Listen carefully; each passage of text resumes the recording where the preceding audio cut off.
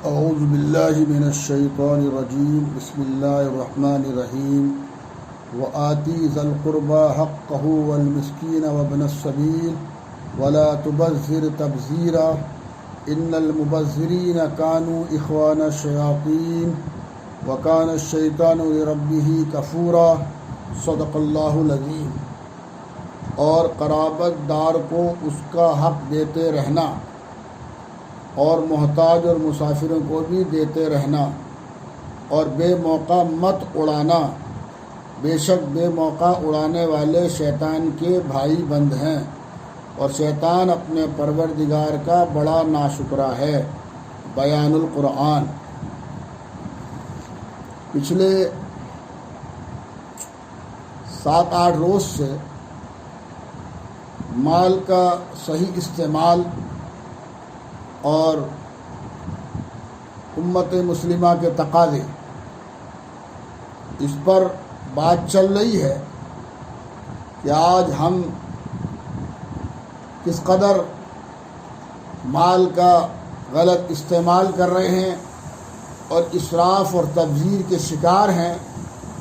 جو اللہ تبارک و تعالیٰ کے نزدیک مبغوض اور ناپسندیدہ ہے۔ اس پر بات چل رہی ہے۔ تو خاص طور پر شادی بیاہ کے اندر جو ایک سنت ہے اور ایک عبادت ہے، اس کو بھی ہم نے اپنی خواہشات نفسانی کا جو ہے خوگر بنا دیا ہے، اور ہم لاکھوں کروڑوں اربوں روپے شادی بیاہ کی تقریبات میں تبذیر اور اسراف کی مد میں خرچ کر کر شیطان کی جماعت میں اپنے آپ کو شمار کرا رہے ہیں، گویا کہ اللہ تبارک و تعالیٰ کی رحمت سے دور ہو رہے ہیں اور اللہ تعالیٰ کے غضب اور غصے کو دعوت دے رہے ہیں۔ تو اسی سلسلے کو آگے بڑھاتے ہوئے شادی کارڈ میں زیادتی، تقریبات کے دعوت نامے دیکھ کر حیرانی ہوتی ہے کہ ہمارے مسلم بھائی بھی غیر مسلم قوموں کی طرح قیمتی سے قیمتی کارڈ چھپوا کر ایک دوسرے سے آگے بڑھنے کی دوڑ میں لگے ہوئے ہیں، جبکہ ہر شخص یہ بات اچھی طرح جانتا ہے کہ اس کا یہ حسین و جمیل اور خوشنما بیش قیمت شادی کا کارڈ شاید ہفتے عشرے تک ہی محفوظ رہ سکتا ہے۔ جب تک آپ کے بیٹے اور بیٹی کی شادی ہے، تب تک آپ نے جس کے یہاں کارڈ بھیجا ہے، کتنا بھی قیمتی سے قیمتی ہو، وہ اس کو اٹھا کے رکھے گا، اور آپ کی بیٹے اور بیٹی کی شادی کی تاریخ نکلی اور اس نے اس کارڈ کو اٹھا کے ڈسٹ بین میں اور کوڑے دان میں ڈال دیا۔ اور ناعاقبت اندیش لوگوں کی نظر میں شادی کارڈ کا مہنگا ہونا ہی فخر و عزت کا سامان ہے۔ افسوس کی بات ہے کہ اس طرح کے قیمتی دعوت ناموں اور شادی کارڈوں میں روز بروز اضافہ ہوتا ہی چلا جا رہا ہے۔ مثل مشہور ہے کہ خربوزہ کو دیکھ کر خربوزہ رنگ بدلتا ہے۔ چاہیے تو یہ تھا کہ ہم اس بوریہ نشیں رسول صلی اللہ علیہ وسلم کے تابع دار ہوتے، جس کو دوہرے بستر کو بچھانے پر بھی عیش و عشرت محسوس ہوئی۔ اللہ اکبر۔ اگر آج حضور اکرم صلی اللہ علیہ وسلم تشریف لے آویں، اگر آج اصحاب رسول اللہ صلی اللہ علیہ وسلم آ کر ہمیں دیکھیں تو شاید وہ ہمیں مسلمان بھی نہیں سمجھیں گے، ہمیں مسلمان بھی نہیں کہیں گے۔ حضور اکرم صلی اللہ علیہ وسلم کے لیے اگر بستر دوہرا کر کے بچھا دیا جاتا تو آپ اس کے لیے منع فرماتے اور اس کو عیش و عشرت محسوس کرتے، تو اگلی شب اپنے اہل و عیال سے فرمایا کہ اس کو دوہرا نہ کرو، بلکہ اکیرا ہی بچھاؤ، کیونکہ مجھے یہ پسند نہیں کہ اس کے زیادہ آرام دہ ہونے کی وجہ سے خدا کی یاد سے غفلت پیش آ جائے۔ اور آج ہم ڈنلپ کے گدے اور طرح طرح کے قیمتی گدے اپنے بستر کے نیچے بستر پر بچھاتے ہیں، اور لاکھوں روپے کے بیڈ، ڈبل بیڈ وہ ہماری آرام گاہوں میں پڑے ہوئے ہیں، اے ایمان والو، اے ایمان والیو، سوچو کل قیامت میں اللہ تبارک و تعالیٰ کو ہمیں آپ کو جواب نہیں دینا ہے۔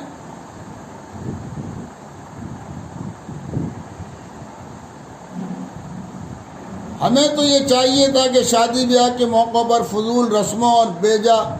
خرچوں میں کٹوتی کر کے اپنی قوم کے بچوں کے لیے تعلیمی ادارے، مدارس، اسکول، کالج اور صنعتی مراکز یعنی ڈسپنسریاں، اسپتال اور چیریٹیبل لیبارٹریز قائم کر کے اپنے مسلم بھائیوں اور ملک کی دوسری قوموں کے لیے دعائیں سمیٹتے ہوئے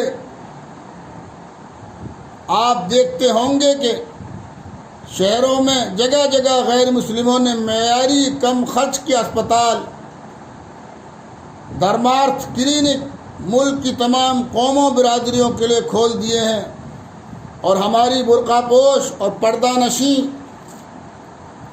خواتین دوسری قوموں کی خیراتی اسپتالوں میں دوائی کی بھیک لینے کے لیے ہاتھ پھیلائے لائن میں لگی دیکھی جا سکتی ہیں۔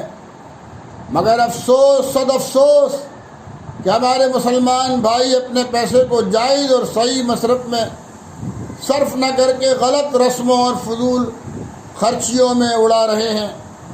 سرپرست اور قوم کے رہبر اس طرح کے پلان منصوبہ بنانے سے قاصر ہیں۔ رسول اللہ صلی اللہ علیہ وسلم نے فرمایا، فاقہ تو سہ لیا مگر ان کے لبوں پر کسی کے رسول اللہ صلی اللہ علیہ وسلم نے فاقہ تو سہ لیا مگر ان کے لبوں پر کسی کے سامنے شکوہ نہ آیا نہ شکایت۔ اپنے پیٹ پر 2 پتھر باندھنا گوارا کر لیا مگر کسی کے سامنے دستے سوال دراز نہ کیا۔ افسوس، صد افسوس کہ اس کی امت کے لوگ دوسروں کی بھیک اور خیرات لینے پر اس لیے مجبور ہیں کہ ان کو اپنی کمائی اعتدال کے ساتھ خرچ کرنی نہیں آتی۔ ہمیں اچھی محنت کے ساتھ پیسہ کمانے کے بعد اس کو صحیح مصرف پر خرچ کرنا بھی ضروری ہے۔ یہی اسلام کی تعلیم ہے، یہی اسلام کی تعلیم ہے۔ ان المبذرین کانوا اخوان الشیاطین۔ شادی کارڈ پر اگر میں کہوں کہ ایک ایک شادی کارڈ اتنا قیمتی بن رہا ہے کہ اس شادی کارڈ کے پیسے سے پورے سال بھر کا ایک یتیم بچی اور بچے کا تعلیمی نصاب آ سکتا ہے، اور ہم شادیوں میں اور مکانات کی نمائش میں اور اپنی تقریبات کی کیا نام ہے نمائش اور زیب و زینت میں سالانہ اربوں کھربوں روپیہ خرچ کر رہے ہیں۔ اگر خدا کرے کہ ہمیں عقل سلیم آ جائے، ہم اپنے خواہشات نفسانی کو کچل کر اللہ اور اللہ کے نبی صلی اللہ علیہ وسلم کی تعلیمات کے مطابق جو ہے وہ عمل کرنے والے بن جائیں، تو ہم اپنے ہر بچے اور ہر بچی کے لیے اچھے سے اچھے اور اعلیٰ سے اعلیٰ تعلیمی ادارے قائم کر سکتے ہیں۔ آج وقت کا تقاضا ہے، ملک کے موجودہ حالات ایمان والے بھائی اور بہنوں ہمیں دعوت فکر و عمل دے رہے ہیں کہ اے مسلمانوں، اگر وطن عزیز ہندوستان میں آپ کو اپنی نسلوں کو محفوظ رکھنا ہے، اپنے اہل و عیال کو حقوق کا تحفظ کرنا ہے، تو یہ بڑی بڑی فاخرانہ شادیاں یا آپ کے بڑے بڑے مکانات یا آپ کی بڑی بڑی کوٹھیاں یا آپ کی مہنگی اور لگژری کاریں یا آپ کی نسلوں کا وطن عزیز ہندوستان میں تحفظ نہیں کر سکتی۔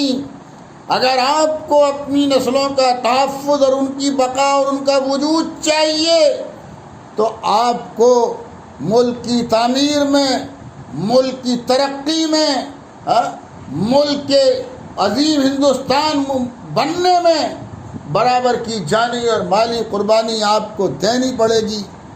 وقت کا تقاضا ہے مسلمانوں، تمہیں ایک سائے دار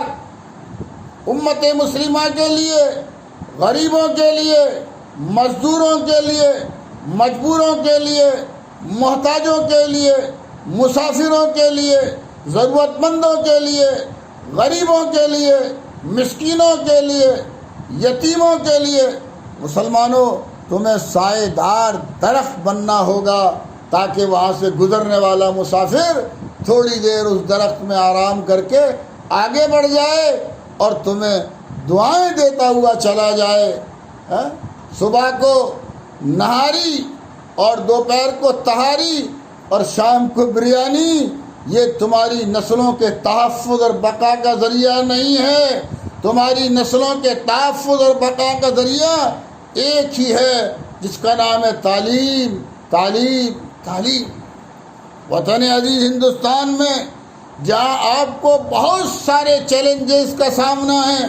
بہت سارے مسائل کا سامنا ہے، بہت ساری مصیبتوں اور پریشانیوں کا سامنا ہے، ان تمام چیلنجز میں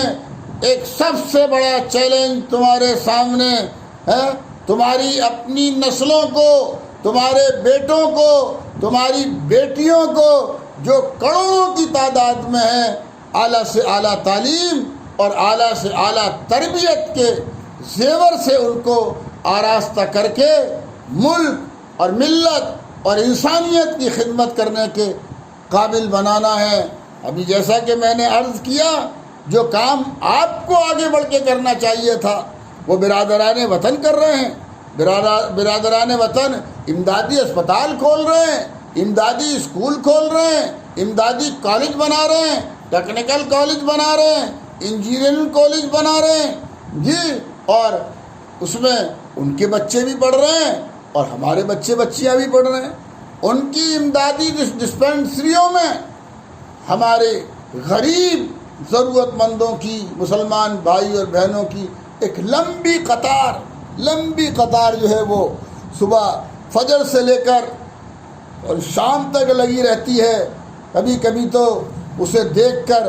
سر جو ہے وہ شرم سے جھک جاتا ہے کہ وائے ناکامی متائے کارواں جاتا رہا، وائے ناکامی متائے کارواں جاتا رہا، کارواں کے دل سے احساس زیاں جاتا رہا۔ بڑا افسوس اور ایک بڑی تکلیف کا مقام تو یہ ہے کہ ہمارے اندر احساس ہی ختم ہو گیا، ہماری حس ہی مر گئی۔ ہم سنتے ضرور ہیں، سمجھتے ضرور ہیں، لیکن جب عمل کا وقت آتا ہے تو اس عمل کے وقت بالکل کورے اور خالی ہاتھ کھڑے ہیں۔ میرے ایمان والے بھائیوں اور ایمان والی بہنوں، صرف سننے سے اور صرف سمجھنے سے بات نہیں بنے گی، بات عمل کرنے سے بنے گی۔ جیسا کہ میں کئی روز سے عرض کر رہا ہوں، لاک ڈاؤن اور کرونا وائرس آپ کو چھوٹی چھوٹی شادیاں کرنے پر مجبور کر رہا ہے۔ اس کی تعلیم آپ کو 1450 سال پہلے اللہ اور اللہ کے رسول صلی اللہ علیہ وسلم سے ملی۔ آپ نے نہیں مانا، ہم نے نہیں مانا، امت نے نہیں مانا، اور تبذیر و اسراف کر کے شیطان کے بھائی بندوں میں اپنا نام لکھا لیا، اور جب شیطان کے بھائی بندوں میں اپنا نام لکھا لیا تو پھر آپ ہی تو کہتے ہو، آپ ہی تو پڑھتے ہو، اعوذ باللہ من الشیطان الرجیم، اے اللہ ہم پناہ چاہتے ہیں شیطان اور مردود سے، اور اللہ تعالی ہماری حفاظت فرمائے۔ ہم نے اپنا نام شیطان کے بھائی بندوں میں لکھوا رکھا ہے، تو کیا وہ جو بد دعا ہم شیطان کے لیے کر رہے ہیں وہ لوٹ کر ہمارے اپنے اوپر نہیں پڑے گی، ہمارے منہ پر نہیں پڑے گی؟ کیا وہ مردودین میں اللہ ہماری حفاظت فرمائے ہمارا شمار نہیں ہوگا؟ فَاعْتَبِرُوا يَا أُولِي الْأَلْبَابِ، اے عقل مندو ذرا سوچو، غور کرو، فکر کرو، اس دیوانے کی بڑھ پر تنہائی میں بیٹھ کر ذرا سوچو، اور یہ اپنے سرمایے کو اعتدال کے ساتھ، اپنی گاڑی کمائی، خون پسینے کی گاڑی کمائی کو اعتدال کے ساتھ خرچ کر کے اس کو بچاؤ، اور بچا کر اپنی نسلوں کی تعلیم اور اس کی تعمیر پر خرچ کرو۔ لاک ڈاؤن میں آپ چھوٹی چھوٹی شادیاں تو کر رہے ہو، لیکن جو پیسہ بچ رہا ہے اس پیسے کو لے کر آپ تعلیمی اداروں میں نہیں آ رہے ہو، آپ جو ہے غریب بچے اور بچیوں کی تعلیمی اسکالرشپ کے لیے میدان عمل میں کھڑے نہیں ہو رہے ہو، آپ جس معیار سے آپ کو بھوکوں کو کھانا کھلانا چاہیے، پریشان حالوں کی پریشانی دور کرنی چاہیے، یتیموں کی غمخواری کرنی چاہیے، بیواؤں کا سہارا بننا چاہیے، اس طریقے سے، اور بڑی تعداد میں 100% آپ میدان عمل میں نہیں ہو، میرے بھائیوں، کامیابی کام سے ہوگی، کامیابی کام سے ہوگی، نہ کہ حسن کلام سے ہوگی۔ اللہ تعالی ہمیں حسن عمل اور حسن